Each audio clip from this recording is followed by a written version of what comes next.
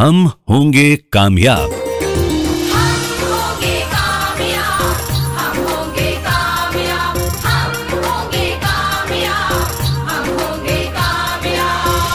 श्रोताओं नमस्कार, आदाब, सत श्री अकाल। हम होंगे कामयाब हमारे इस साप्ताहिक कार्यक्रम के इस चौथे एपिसोड में आप सभी का हार्दिक स्वागत है, अभिनंदन है। मैं हूं आपका होस्ट और दोस्त रजनीश कुमार शर्मा। जैसा कि आप जानते हैं, इस कार्यक्रम में हम डेवलपमेंटल डिसेबिलिटी के बारे में बात कर रहे हैं।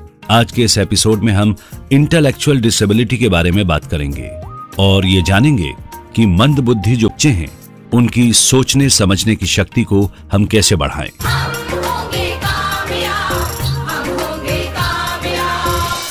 हमारे साथ हैं डॉक्टर सविता सप्रा। आप एम्स के पीडियाट्रिक विभाग में पिछले 30 वर्षों से कार्यरत हैं और आप हर उम्र के बच्चों के साथ काम कर रही हैं। आप क्लिनिकल साइकोलॉजिस्ट हैं। और हमारे साथ हैं डॉक्टर शांति जी, जो दिल्ली में एक ऐसी संस्था चला रही हैं जो मंद बुद्धि व्यक्तियों के लिए वोकेशनल ट्रेनिंग और उनकी एम्प्लॉयमेंट के बारे में पिछले 34 सालों से सक्रिय काम कर रही है। शांति जी, आप खुद एक मनोवैज्ञानिक हैं, एक माँ हैं, एक स्त्री है। शांति जी, आप हमें बताएं कि ऐसे बच्चों की समझ को, मेरा मतलब उनके सोचने और समझने की शक्ति को हम कैसे बढ़ाएं। रजनीश जी, ये एक बहुत ही इम्पोर्टेंट एस्पेक्ट है हमारे डेवलपमेंट का। जैसे कि श्रोताओं से हम पहले भी बात कर चुके हैं कि सोचने और समझने की शक्ति मंद बुद्धि व्यक्तियों में सामान्य से कम होती है जी, जिसको हम आमतौर से इंटेलिजेंस भी बोलते हैं जी। बट ये कोई ऐसी चीज नहीं है जिसकी फिक्स्ड क्वांटिटी होती है। हमारे एक्सपीरियंस से, हमारे लर्निंग से हमारे सोचने समझने की जो क्षमता है वो आगे बढ़ती है जी। तो हम पहले इस बारे में बात करना चाहेंगे कि ये सोचने और समझने के पीछे क्या मानसिक प्रक्रियाएं होती हैं। देखिए, कुछ 4-5 चीजें मोटी मोटी ध्यान में रखनी चाहिए जी। एक तो ये है कि कोई भी सीखने के पीछे हमें अपने ध्यान को केंद्रित करना बहुत जरूरी है जी। फिर दूसरा कि हम अपनी सेंसरी, देखने, सुनने, स्पर्श करने, गंध, सूंघना और टेस्ट, इन सब प्रक्रियाओं को डेवलप करें और आइडेंटिफाई करें। फिर तीसरी चीज एक बहुत इंपॉर्टेंट होती है, याददाश्त की शक्ति को बढ़ाना। फिर चौथी चीज होती है कि अपने आसपास और खुद के साथ जो कुछ भी चीजें हो रही हैं उनको जानना जी। जैसे हम ये आमतौर से ये खेल खेलते हैं बच्चों के साथ। अच्छा बताओ, कुर्सी कहाँ है, फैन कहाँ है जी। या हम कहते हैं कि अच्छा फलों की पहचान करवाते हैं या सब्जियों की पहचान कराते हैं या बॉडी पार्ट्स की पहचान कराते हैं। ये सब जो है ये बहुत इम्पोर्टेंट बेस बनता है हमारे सोचने समझने की शक्ति के लिए जी। फिर बाद में आता है कि हम ये भी समझाएं कि अगर ऐसा हुआ तो क्यों हुआ।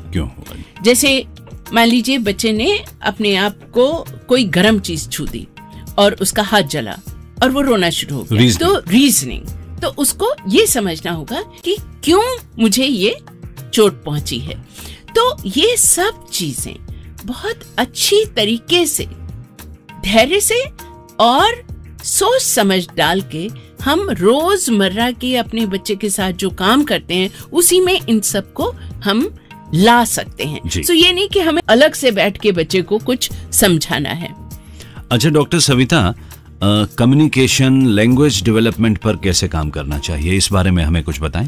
सबसे पहले मैं अपने श्रोताओं को ये बताना चाहूंगी कि सोचना, समझना और बोलना चालना जो है ये आपस में काफी मेल जोल खाते हैं जी। लैंग्वेज जो है लैंग्वेज और कम्युनिकेशन जो है ये 2 तरीके से होती है, रिसेप्टिव एंड एक्सप्रेसिव। रिसेप्टिव का मतलब है कि हमको चीजों को समझना, रिसीव करना, समझना, कि शब्द को जब हम समझेंगे तभी तो हम बोल पाएंगे और उसके लिए जरूरी है सोच समझ को बढ़ाना। तो ये सब चीजें साथ साथ हमारे चलती हैं। तो रिसीव, उसके बाद एक्सप्रेस करना। कई बार क्या होता है कि बच्चे समझ तो लेते हैं, एक्सप्रेस नहीं कर पाते हैं। उसके कई कारण हो सकते हैं। कई बार माँ बाप क्या करते हैं कि बच्चे ने इशारा किया और जो है माँ बाप ने समझ लिया कि उसको क्या चाहिए। उसको समझने की, अगर उनको चाहिए कि उनको एक्सप्रेस भी करना सिखाना है तो उस चीज को वो दोहराए कि उसने बोला हाथ से इशारा किया कि उसको रोटी चाहिए, रोटी चाहिए, रोटी खाएगा, उस चीज को बार बार उस शब्द को दोहराएं ताकि उसके बच्चे के अंदर पड़ जाए कि इसको लेने के लिए मुझे रोटी के लिए बोलना है। अपनी लिप मूवमेंट को दिखाएं कि आप जब बोल रहे हैं रोटी तो वो आपके जो है लिप की मूवमेंट को देखे ताकि वो बोलने को सीखे। अगर मान लो थोड़ा सा भी बच्चे ने कहा रो तो इसको आगे पूरा बढ़ाएं और उसको हर बार जो है उसको एनकरेज करें, उसको कहें वाह वेरी गुड, शाबाश, यस तुमने बहुत अच्छा किया, और अगली बार उसके लिए जो है उस चीज के लिए फिर उसको जो है उत्साहित करें, शब्द को बोले। मैं यहाँ पर खाली एक चीज ऐड करना चाहूंगी कि बोलना काफी टाइम लगता है अगर मंदबुद्धि की अवस्था है, पर ऐसा नहीं है कि हो नहीं पाएगा। अगर नहीं होता है तो कहीं ना कहीं हमारे एफर्ट्स में कमी रह गई होती है। और ये जरूर है कि देखिए मैं कई माँ बाप से ये सुनती हूँ कि मैं कितनी बार दोहराऊं, और मेरा हमेशा ये जवाब होता है उन्हें कि देखिए अगर मेरे 100 बार दोहराने से वो बच्चा उस वर्ड को बोलना सीख लेता है तो आप ये देखिए पूरी जिंदगी के लिए कितना बड़ा राहत आपको मिली। क्योंकि जब बच्चा अपनी बात बोल सकेगा तो उसकी बहुत सारी भावनात्मक जो डिफिकल्टीज होती हैं उस पर भी असर पड़ेगा, वो ज्यादा खुलेंगी उसकी भावनाएं और ज्यादा इमोशनल वेलबीइंग रहेगी वहाँ पर। आपका अपने बेटे के साथ इस बारे में क्या अनुभव है? मैं बहुत खुशी से ये शेयर करना चाहूंगी अपने सब श्रोताओं से। आज मेरा बेटा 40 साल का है जी। उसने पहला शब्द 4 साल की उम्र में बोला था और सेंटेंस उसने जाके 9 और 10 साल में 2 और 3 शब्द के सेंटेंस।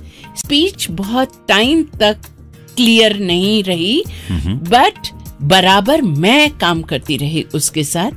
और उसके साथ साथ जब मैं उससे बात करती थी, जैसे वो 10-11 साल का हुआ, तो मैं उसको रीजनिंग धीरे धीरे अपने कन्वर्सेशन में लाती रही, वो तरीके से कि अगर तुम ऐसा करोगे तो ये नतीजा होगा, तुमको अगर ये चाहिए तो इसके लिए ऐसा करना पड़ेगा। Show cause and effect. और वो एक्सप्लेन हर चीज को, ये नहीं कहा कि तुम ये मत करो तुम वो करो। मैं कहती थी तुम अगर ये करोगे तो तुम्हें ये फायदा होगा, और अगर ये नहीं करोगे तो तुम्हें ये नुकसान होगा और मम्मी को ये प्रॉब्लम होगी। सो वो एक रीजनिंग करते करते आज इस अवस्था में हम दोनों पहुंच गए हैं कि कोई भी एक ऐसी बात नहीं है जो मैं उसको समझा नहीं सकती, और पूरी रीजनिंग से समझता है और एक एक बात में मानता है और अपनी बात समझाता है। तो मैं ये महसूस कर रही हूँ कि जो इतने सालों बहुत सारी चीजें मैं करती चली गई, ज्यादा ये नहीं सोचा कि अच्छा अब मैंने इतनी बार रिपीट कर लिया, अब कहाँ तक रिपीट करूं। मैंने कहा नहीं, मैंने तो रिपीट करना ही है, अगर उससे अच्छा है रिजल्ट्स आएंगे तो अच्छा है। आज मैं इतनी सुखी माँ हूँ और मेरा बेटा इतना प्यारा बेटा है कि मुझे लगता है वो सब जो प्रयास किए गए उन्होंने बहुत अच्छा एक हमारी लाइफ को बना दिया।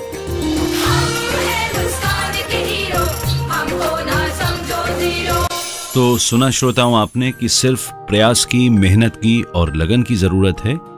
जो मंदबुद्धि बच्चे हैं वो सामान्य बच्चों से किसी भी चीज में कहीं भी न कम हैं न पिछड़े हैं। और अगर माँ बाप बड़ी शिद्दत से उनके साथ वक्त गुजारें, उनको समझाएं, रीजनिंग दें, प्यार से, लाड़ के, तो इसमें कोई दो राय नहीं है कि ये बच्चे अपनी जिंदगी को सामान्य बच्चों की तरह जी सकते हैं।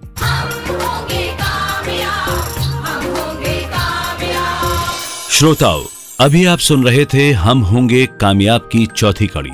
आपको हमारा ये कार्यक्रम कैसा लगा?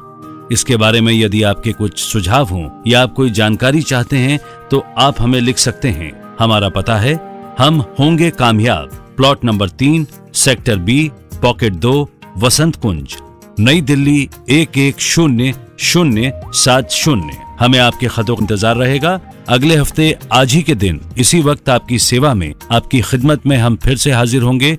तब तक के लिए हमें आज्ञा दीजिए। नमस्कार, जय हिंद।